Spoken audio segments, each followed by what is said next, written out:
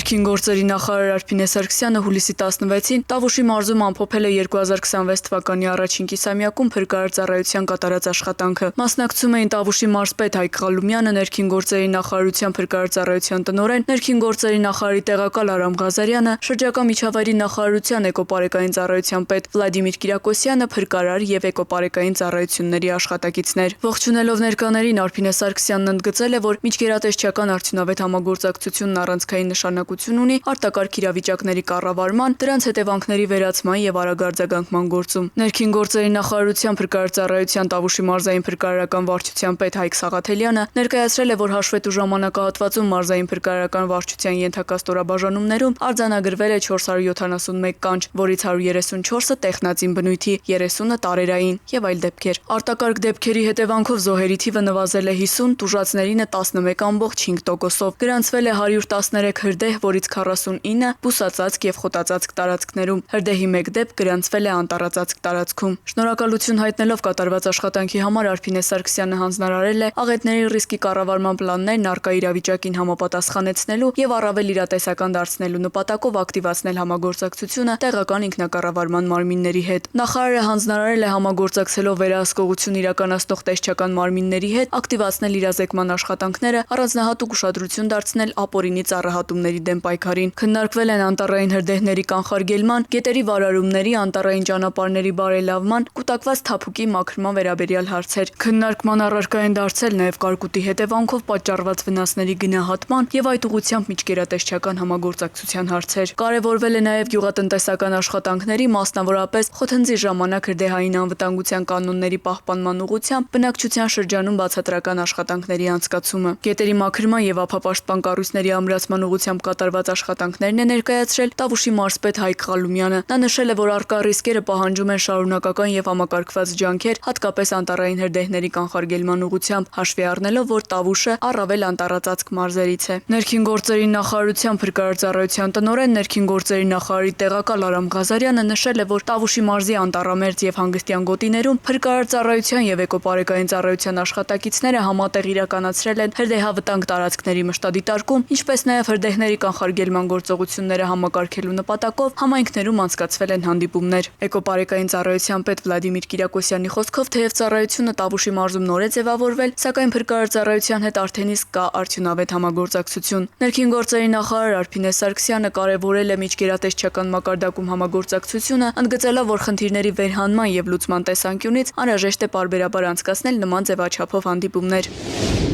Համայնքային ոստիկանության Եղեգնաձորի բաժնի ծառայողները ստացել էին տեղեկություն, որ Վայք քաղաքի 70-ամյա բնակիչը Մալիշկա գյուղի բնակիչ 49-ամյա տղամարդու աջակցությամբ առանց լիցենզիայի եւ համապատասխան թույլտվության կազմակերպում է ապօրինի արդյունահանում։ Տեղեկությունը ստուգվեց ու հաստատվեց, պարզվեց, որ Մալիշկա գյուղի համայնքային նշանակության հողատարածքում ապօրինի արդյունահանում են հրաբխային բազալտ, քարը տեղափոխում Վայքում գտնվող 70-ամյա տղամարդուն պատկանող մշակման արտադրամաս եւ վաճառում։ Հունիսի 20-ին Եղեգնաձորի համայնքային ոստիկանները մեկնեցին բազալտի արդյունահանման տարածք, որտեղ ձերբակալեցին եւ բաժին տեղափոխեցին աջակցող 49-ամյա տղամարդուն ու եւս 4 հոգու։ Նրանց շահագործած ավտոկռունկն ու բազալտի հանքաքարով բարձած բեռնատարը տեղափոխվեցին պահպանվող հատուկ տարածք։ Կազմված փաստաթղթերը ներկայացվել են Վայոց ձորի մարզային քննչական վարչություն, որտեղ նախաձեռնվել է քրեական վարույթ։ Ըստ նախնական տվյալների պետությանը պատճառվել է խոշոր չափերի վնաս։ Հանգամանքները պարզվում են։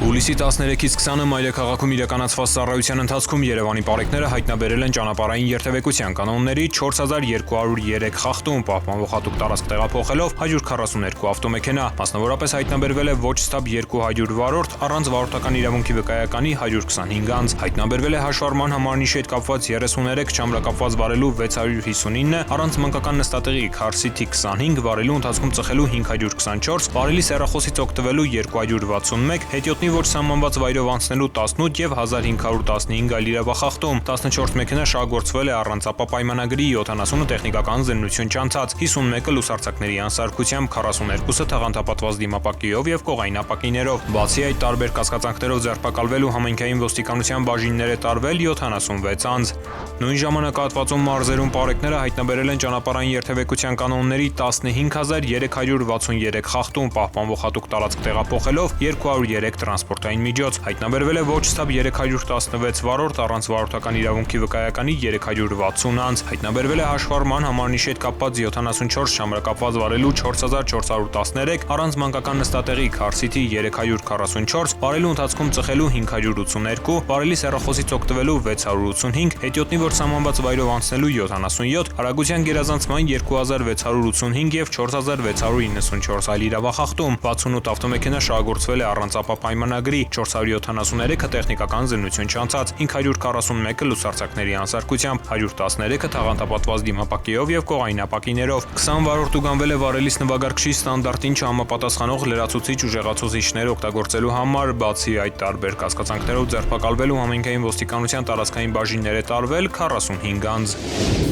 Ըստ ճանապարհային երթևեկության կանոնների 88-րդ կետի վարորդներին արգելվում է մուտք գործել խաչմերուկ, եթե առջևում երթևեկության ուղղությամբ առաջացել է խցանում, որը կհարկադրի կանգ առնել եւ կստեղծի խոչընդոտ հատող ճանապարհով տրանսպորտային միջոցների երթևեկության համար։ Այս կանոնի խախտումը վարչական իրավախախտումների վերաբերյալ օրենսգրքի 124-րդ հոդվածի 5-րդ կետի համաձայն առաջացնում է տուգանքի նշանակում սահմանված նվազագույն աշխատավարձի հնգապատիկի 5000 դրամի չափով եւ տուգանային 1 միավորի կիրառում։ Ներքին գործերի նախարարությունը հորդորում է խստագույնս պահպանել ճանապարհային երթևեկության կանոնները։ Կառավարությունն իրազեկում է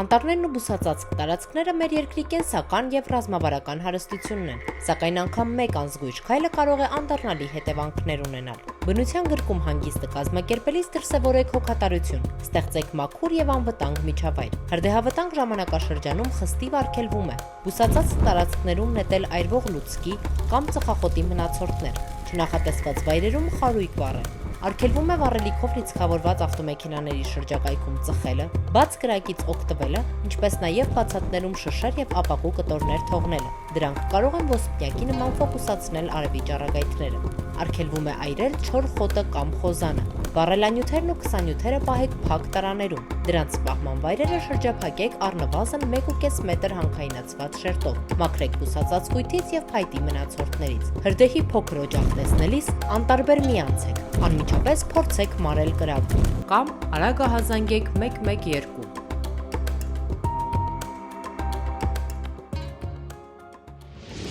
Եթե ձեր վարելու իրավունքի զրկման ժամկետը լրացել է մինչև հուլիսի 6-ը, օրինակ զրկվել եք 2025 թվականի մարտ ամսին եւ արդեն իսկ լրացել է զրկման ժամկետը, ապա հուլիսի 6-ից սկսած դուք ունեք 1 տարի ժամանակ վերականգնելու ձեր վարորդական իրավունքի վկայականը։ Դրա համար անհրաժեշտ է մուտք գործել roadpolice.am կայք։ Կայքի ներքևի հատվածում կա հաշվառման քննական ծառայություններ, սեղմել մուտք, մուտքագրել հանրային ծառայության համարանիշը եւ հեռախոսահամար, այնուհետեւ սեղմել մուտք։ Մուտքագրեք թվերը նույնականացման համար։ Այստեղ ծառայությունների պատուհանում կա նոր պատուհան, հատուկ զրկվածների համար։ Նշել այդ պատուհանը եւ ընտրել ձեզ հարմար հաշվառման քննական բաժինը, այցելության օրը եւ ժամը։ Գրեք ձեր էլեկտրոնային հասցեն եւ սեղմեք ամրագրել կոճակը։ Այնուհետեւ կստանաք ձեր կտրոնը, որով ամրագրման օրը պետք է այցելեք հաշվառման քննական բաժին, կատարեք վճարում եւ ստանաք վարորդական վկայական։ Տեղում կարող եք վճարել 12000 դրամ եւ ստանալ նոր 10 տարվա ժամկետով վարորդական վկայական։